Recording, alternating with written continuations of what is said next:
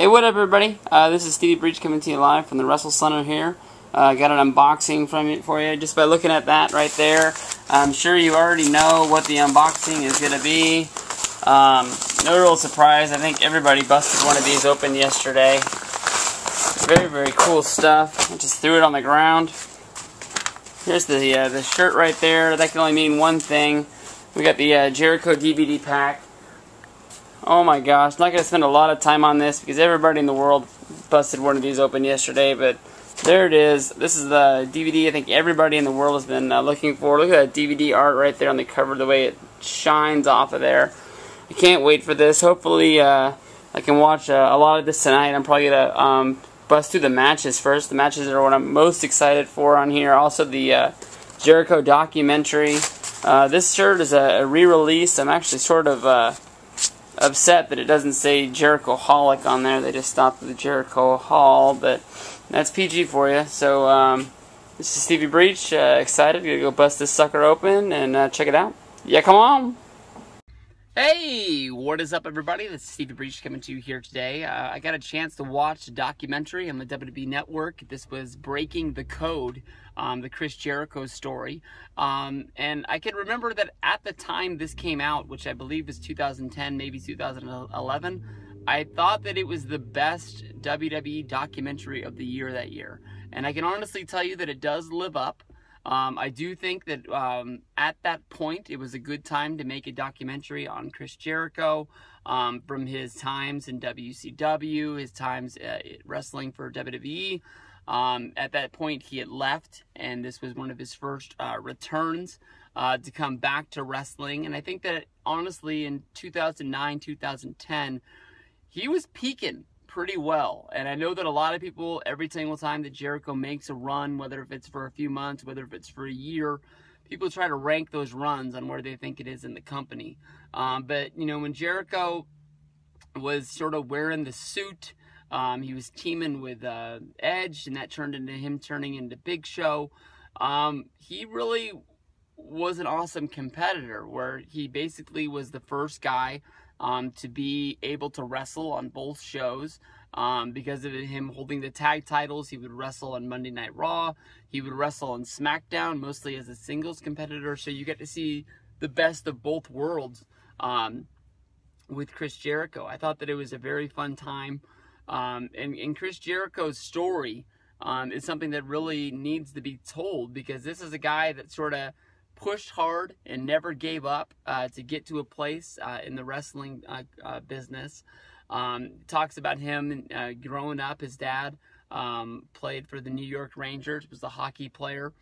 He had some sort of dreams to get into hockey, but for the most, his life was sort of growing up dreaming of being a rock and roll star and being a professional wrestler.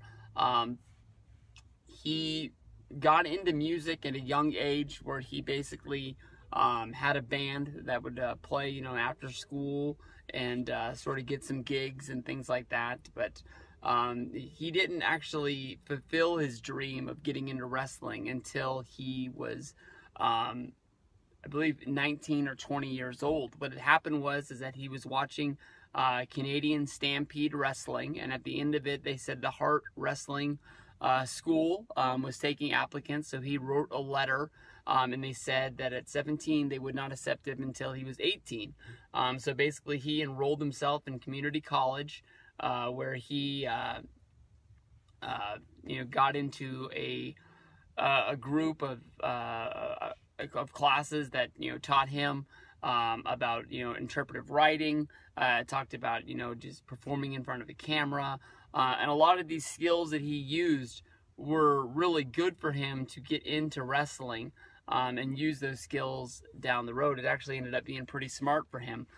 It was actually Jesse the Body Ventura that he ran into at a charity hockey game that he was there with his dad, where he sort of cornered Jesse the Body Ventura after the game and talked to him for about 2 to 2.5 hours about getting into the wrestling business.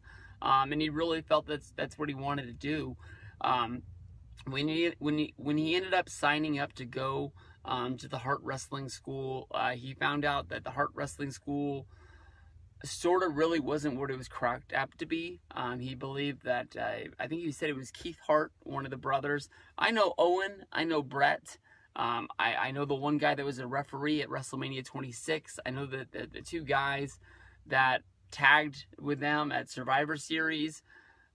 But I honestly don't know them that well. I can't keep their names straight. But I think he said it was Keith that just sort of showed up the first day, welcomed everybody to the school, got in the ring for about 5 minutes, took the money, and left. And he never saw him again. But he said that the instructors that they did have there taught from a book that Brett's dad had wrote back in the 60s or the 70s, so it actually was a pretty good school. Just he didn't have the best people to work with there, other than Lance Storm, and that's where he first met Lance. But he went through the school and he started wrestling for Stampede Wrestling, getting on television, and then he took his dream and he went down to Mexico, where he started just wrestling during this wrestling boom, where he just wasn't tied down to wrestling for one company. You know, he would sort of find shows throughout the day.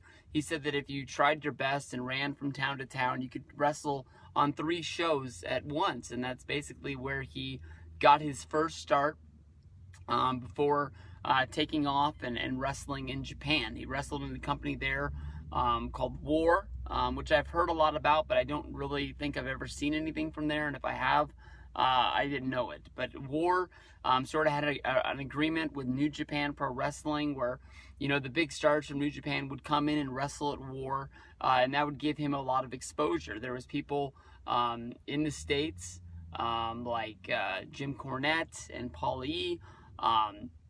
That would notice him, and that is where basically he came back to the United States. He wrestled as a tag team, meeting up with Lance Storm yet once again.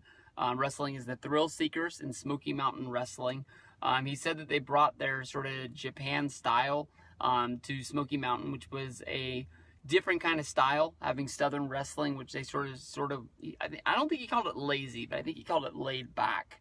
And them flying all around and being there is something that they had never really seen before. From there, he was able to move on to ECW, being brought in by Paul E.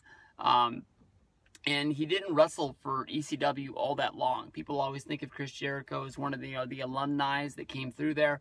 I don't think he had a cup of coffee there, but he wasn't there for that long before, you know, doing a wrestling show in Los Angeles, which I think brought like Japan, Mexico, you know, North American wrestling stars all together on one show.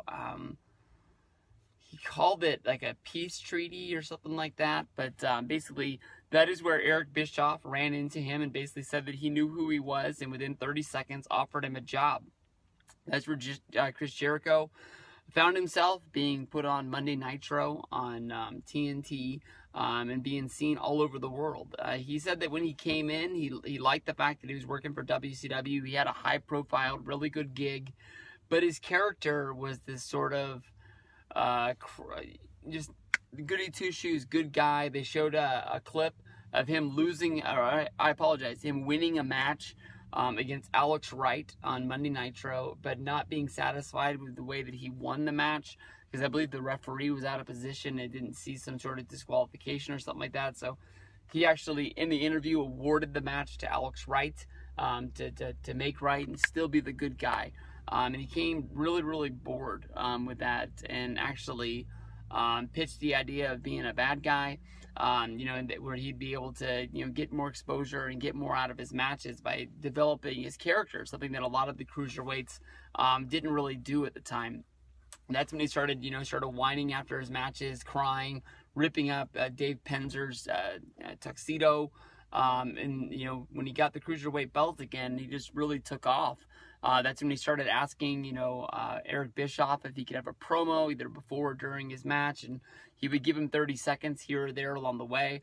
And it was almost because, you know, Chris Jericho wasn't in the NWO, he wasn't Hulk Hogan or Sting, Kevin Nash. It was almost like he could say anything that he wanted to because he felt that no one was paying attention. And he just started, you know, saying things that, you know, had pop culture references to them. He did the beginning of that one Offspring song, and he sort of talked about Hanson and Bop, brought up the weird references to one-hit wonders of the 80s. And it sort of caught on, and fans really started running with it, thinking Chris Jericho is one of the characters they really liked and really connected with.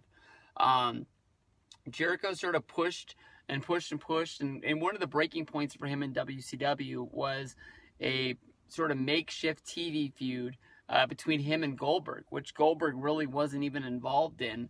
But on a pay-per-view, Jericho went out and wrestled a midget dressed up as Goldberg and got the win, and then Jericho continuously would call out Goldberg, and Goldberg either wasn't in the city or just didn't seem to care. And it all paid off where it was supposed to be built up to have a match. And Jericho didn't want to have the match on Nitro. He thought that the match had been built up long enough that it should have been on pay-per-view. But Goldberg didn't believe the match made much sense for a big guy like him to be wrestling against a cruiserweight. Those are some of the things that sort of people knock Goldberg on for not having the best interest, I guess, and not really knowing the wrestling business, just being a football player that got thrown in there. People would have loved to seen him get his ass kicked in the ring, and would have seen, even if Jericho was a cruiserweight, people would have paid money to see him lose. And they paid off the angle with just basically Goldberg spearing Chris Jericho walking up the aisle. Jericho sold it like $1 million, like he always does, but it didn't go anywhere. And that's when he saw the writing on the wall that he needed to get out of there, and that's when he contacted WWE and he went to go work for Vince. I remember Jericho, the rumor being on the internet that he was going to WWE for a long, long time. And it was almost like WCW had a thing where, once they saw the writing on the wall that they weren't going to re-sign you, they actually were sort of smart by not putting you on television anymore. So you'd always have to, read reports of Jericho wrestling on house shows and things like that, but he wouldn't get on television. He'd either be on the dark match and you'd never see him, or he just wasn't brought in, I guess. I think Jericho's last match that he had, it was a house show match, and I think it was him, Kidman, Juventud Guerrero, and Rey Mysterio, I think is who was in there. And I don't think I've ever seen video of it. I don't think there was a fan cam shoot of it, but basically, because it was WCW and nobody cared, they all got to, it wasn't like the Click farewell, but they got to have like a cruiserweights goodbye for Chris Jericho, because they knew that he was one of the good guys, and he was getting sent off to WWF where everyone thought he was going to be a huge, huge star. He came in, he had the big debut, he's going, head to head with The Rock, and I don't think that he lost WWF the first night that he was there, but I can remember as a wrestling fan, the first night he was there, he, had the promo against The Rock, and it didn't go anywhere. Jericho would then go on, I think, on SmackDown, have a promo against the Road Dogg, and I think the Road Dogg was his first opponent in WWF on pay-per-view, and he tells the story of sitting in the stands at No Mercy, and just basically realizing that he'd been in the company for a few months and he had really cooled off and he couldn't do anything. From there, basically, he said he was going to do anything he had to do, even wrestling in a program against China, which he did not really want to do but felt that he had to. That really got over. That's where he got his first Intercontinental Championship, and that's when things really started rolling. I mean, Jericho would go on to become the first ever unified WCW, WWF champion, getting to beat The Rock and Stone Cold Steve Austin in the same night, and would go on to be one of the biggest performers there is. Jericho's in the news right now because of the fact that he's jumping to wrestle in New Japan Pro Wrestling, even if it is only for one night. He's been almost under contract for WWF for 19 years. I think that Jericho, using his experience from wrestling in Japan, wrestling in Germany, wrestling in Mexico, wrestling in ECW, WCW, WWE, I think he's going to do fine there. I think he's really going to have a great match with Kenny Omega, and I'm looking forward to it. So if you guys don't have this DVD, or if you've never seen the documentary, make sure you check this out on the WWE Network. Because of what WWE's DVDs go for these days, this DVD shouldn't cost you more than $10, and it's going to come with 2 discs of bonus matches. that are going to be the best of Chris Jericho you've ever seen. So 2 thumbs up on this one. I don't really have an official top 10 list, but I definitely say this is the top 10 best WWE's documentaries that have ever been made.